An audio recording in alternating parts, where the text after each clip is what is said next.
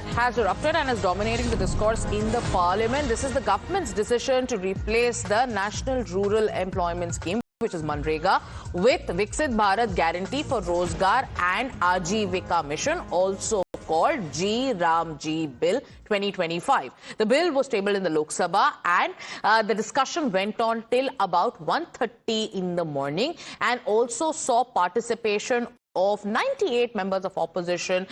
They are also going to hold a protest march, which is going to take place anytime now. This will happen at the Gandhi statue. Let me go across to our colleague Ravikant. Ravikant, G RAM G bill को लेके बहुत ज्यादा विरोध हो रहा है opposition की तरफ से. Congress party is leading the charge. उनका एक मुद्दा ये भी रहा है कि नाम क्यों बदलना था, महात्मा गांधी जी के लेगेसी को क्यों डाइल्यूट किया जा रहा है, और कुछ क्लॉजेस को लेके भी उन्होंने आपत्ति जताई है. आज का एजेंडा क्या है, दर्शकों को बताइए. देखिए, जब ये बिल शिवराज सिंह चौहान ने इंट्रोड्यूस किया, उन्होंने कहा कि महात्मा गांधी की इच्छा थी कि जो ग्रामीण लोग हैं उनका जीवन बेहतर हो, और इस बिल में हमने बहुत सारे अमेंडमेंट किए हैं. पहले जो मनरेगा थी उसमें 100 दिनों के रोजगार की गारंटी थी, उसको बढ़ाकर हमने 125 दिन कर दिया है. इसके साथ ही जो केंद्र सरकार का जो फाइनेंशियल बर्डन था उसको यहाँ पर डिस्ट्रीब्यूट किया है राज्यों के साथ. 60-40 का जो रेशियो है वो किया गया है, यानी इस योजना पर 60% खर्च जो है वो केंद्र सरकार करेगी, 40% राज्य सरकार करेगी.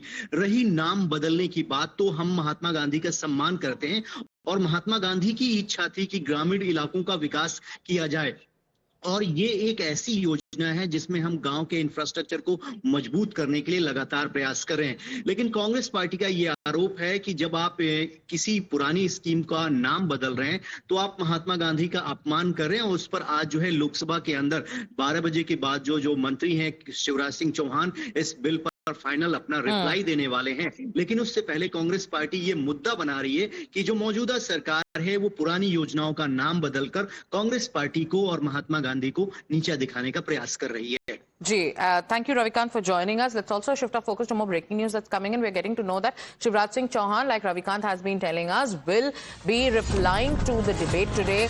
And then we also know that there are opposition MPs who have been strongly opposing the legislation.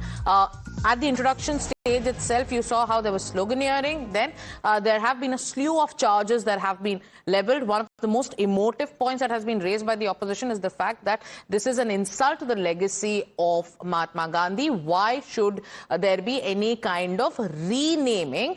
That charge has been countered by the government. Let's listen in to what Shivraj Singh Chauhan said. We'll tell you about the latest that's going to happen, giving you a lowdown of what's expected in Parliament. The showdown continues. Ravikant continues to stay with us. Ravikant, आप ये भी बता रहे थे कि सरकार is fully prepared. The government is countering the allegations, चाहे वो legacy को लेके हो, renaming को लेके हो, या फिर ये जो कहा जा रहा है कि इससे this will in fact not be beneficial for those who are already employed under Manrega. इसके बारे में how is the government countering specific charges?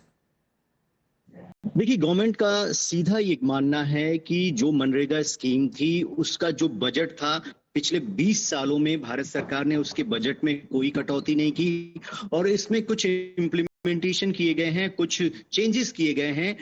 वो एम्प्लॉयमेंट को बढ़ाएंगे, खास तौर पर ग्रामीण इलाके में. पहले मनरेगा की जो स्कीम चल रही थी उसमें 100 दिनों की रोजगार की गारंटी थी, उसको बढ़ाकर 125 दिन किया गया था, जिसमें जो लेबर्स की जो फीस होती थी वो पूरा का पूरा सेंट्रल गवर्नमेंट उसका वहन करती थी. लेकिन कुछ राज्यों ने ये आरोप लगाया कि इसमें जो पावर है वो सेंटर को होगा, और अगर ये स्कीम बहुत ज्यादा प्रभावी होती है तो उसका क्रेडिट जो है वो सेंट्रल गवर्नमेंट को जाएगा, ना कि राज्यों को. लेकिन जो आपने बदलाव किए हैं उसमें जो फाइनेंशियल बर्डन है वो राज्यों के ऊपर भी डाला गया है. 60% केंद्र सरकार दे रही है तो 40% राज्यों को दे रही है. प्रियंका गांधी ने ये आरोप लगाया कि इसमें राज्यों को ये अधिकार नहीं होगा, केंद्र सरकार ये तय करेगी कि किस राज्य को कितना बजट एलोकेट किया जाए. और इसमें जो पूर्वोत्तर के राज्य हैं, जो पहाड़ी राज्य हैं, वहां पर बहुत ज्यादा बदलाव नहीं किया है केंद्र सरकार ने. वहां पर अभी भी 90% जो खर्च है वो केंद्र सरकार वहन करेगी. एक मुद्दा जिसकी वजह से ये विवाद हुआ कि महात्मा गांधी का नाम बदलकर पीवीजी रामजी किया गया, तो रूलिंग पार्टी का ये आरोप है कि भगवान राम से आपको क्या आपत्ति है. महात्मा गांधी भी कहते थे कि राम राज्य आना चाहिए और हम राम राज्य की तरफ आगे बढ़ रहे हैं। तो आपको भगवान राम पर क्या आपत्ति है? इस स्कीम में जो भी बदलाव किए गए हैं वो ग्रामीण इंफ्रास्ट्रक्चर को मजबूत करने के लिए, और स्ट्रक्चरल चेंजेस की बात की गई है. So the government says that there are going to be many structural changes to ensure one shared accountability on the part of both the centre and the state, and also to ensure more transparency so that laborers and also the kisan get maximum benefit. Ravikant, let's also take our viewers through the sharp retort that's coming in from BJP's Anurag Thakur to the specific allegation of the opposition of how this name change is done with an intent to only undermine the father of the nation's legacy. Why should Mahatma Gandhi ji's name be removed, and why should there be a renaming? They're questioning the intent. Listen to how Anurag Thakur is responding to that specific allegation while pointing at the hypocrisy of the Congress party. Sir 2005 में UPA की सरकार आई, तब भी आपने महात्मा गांधी जी को याद नहीं किया। National rural employment guarantee act NREGA ही नाम था। 2009 आते आते आपको चुनाव के समय महात्मा गांधी जी याद आए। ज्ञानोदय हो गए। तो आज पूरी कांग्रेस यहां पे नहीं है, लेकिन मैं उनको याद करा दूं उन्होंने महात्मा गांधी जी को कितना याद किया था। लेकिन तो अपने नेताओं को बता देना जो आप विदेश घूमने गए हैं। अब मैं बताता हूं सर, इसमें फर्क कितना है। सर फर्क कितना है मैं इतना बताता हूं। आप यहां गांधी जी को याद करें, लेकिन आपके गांधी बाहर हैं। So war of words continues over the G bill. There is a face-off that's also likely in the parliament today. Multiple factors have come to the fore, with the government also giving a point-by-point rebuttal to the allegations of the opposition. It was Priyanka Gandhi Vadra who led the opposition's charge, the Congress party's charge, with regards to the Ramji bill. Yesterday, you heard how Anurag Thakur countered the Congress on the name change charge. So the makeover of Manrega has caused a storm.